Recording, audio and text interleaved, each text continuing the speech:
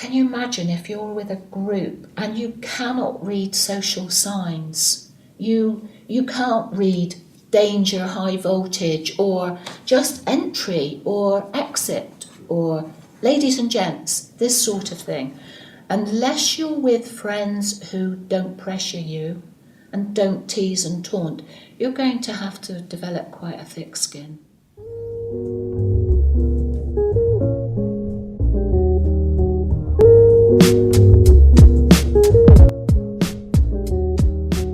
I stopped going to school about 4 years ago, must have been. I used to kick off with the teachers because they just used to wind me up, just to keep on doing my head in.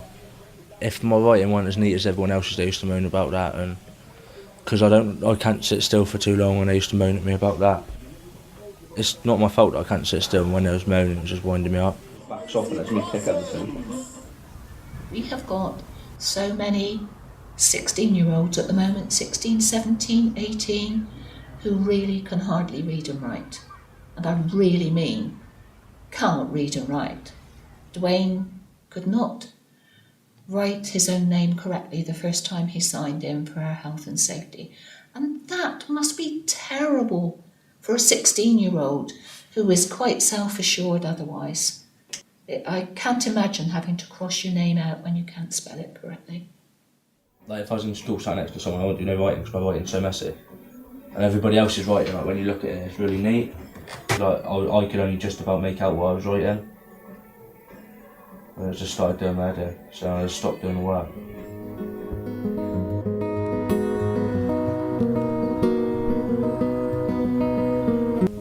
Can you imagine? They say, right, we're going to learn about American Midwest today. So we'll all read a paragraph each around a classroom, which still happens, and you are counting how many children are before you so that you can work out how to read your bit, and you can't. So you kick off because you know you've got to be out of the classroom, or you're going to be ridiculed, or you're going to be told, why aren't you concentrating, etc. Eventually they will end up being suspended if they do it enough, and eventually even kicked out of school.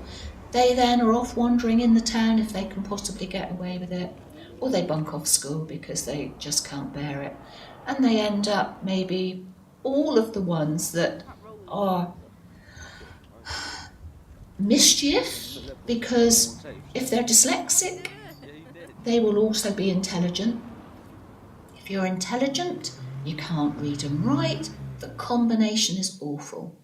So you'll use your intelligence to do naughty things, which is why there are some pretty intelligent criminals, to be quite honest.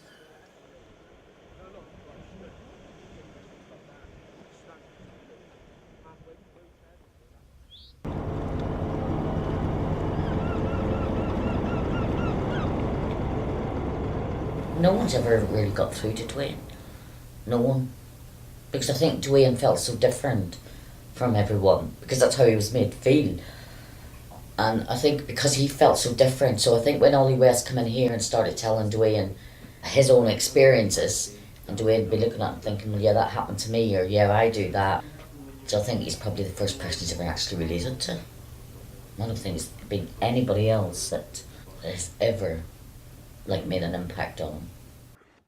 Sitting in a classroom, being asked to do just one thing, which is listen and not do anything else, is almost impossible. And I think Dwayne would agree that that's one of the issues that he's always had.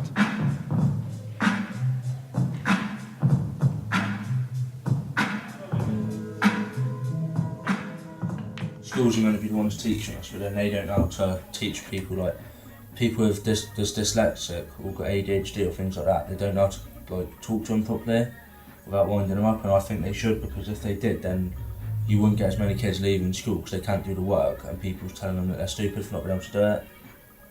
And then if they learn how to do it, then they'll be able to teach us how to do it properly, a way we all understand. But they just don't. They just do it the way that's easiest for them. I would say that with the use of the grid, often individuals within about 6 weeks find that they don't need to use the grid so much, because actually what they're doing is they're thinking about what would I draw if I did draw it, rather than having to draw it. So it means that they're actually thinking faster, they're not actually having to slow down and necessarily write so much or draw so much. They're actually just finding a way of storing information that is personalised as they're hearing it, rather than having to sort of say, right, I think I've got that, let me do something with that before I can move on to the next thing. And of course that's where a lot of dyslexics like myself, I spent my whole time saying, could you repeat that? You've wiped something off the board and I didn't finish copying it off. Can you see how the grid's starting to work? Yeah. Like, we've started to talk. I always knew that there was something wrong with my learning, you know, but I always thought it was just like I couldn't pay attention to the teachers and that my writing was messy and I couldn't spell. I used to think that's what dyslexia was, but then Ollie's told me that it affects your behaviour and all, which nobody's ever said before. No one's ever said to me that it could have been that was making me not want to learn and not want to pay attention to him. Whenever he draws something down for me to remember, I see it and then it comes straight to me what it is I've got to remember. So you need to be armed with a pen and a grid, and that's certainly what's been useful for me. Ollie West can give Dwayne hope, you know, that he is capable of going out there and making something of himself. The confidence that boy has, that even when he's on the computer now and he'll say, how do you spell this? But he's spelling it to me, whereas before he'd go, how do you spell, and never attempt to spell it. So now he's got the confidence and he wants to go back to college. Whenever I'm in college and they tell me I've got to remember something, I'll just draw it down instead of trying to write it or asking people how to spell it. I'll just draw it, and then whenever I open the book and see it, I'll just go, oh, that's what I've got to do, straight away. I think a lot of young offenders, if you hear their story, they're very similar, and a lot of it's down to being misunderstood and eventually just thinking, well, what's the point?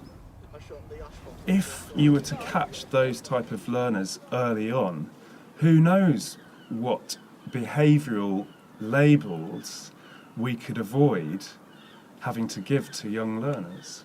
And once you get a name for it, there's a problem. Then you're always picked on. By anything, school, police, anything.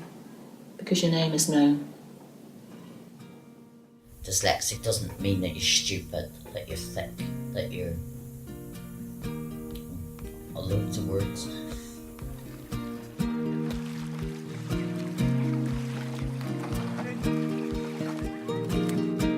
I know that I'm dyslexic, so I've just got to deal with that. Nothing I can do about it, and when people read now, it just don't bother me.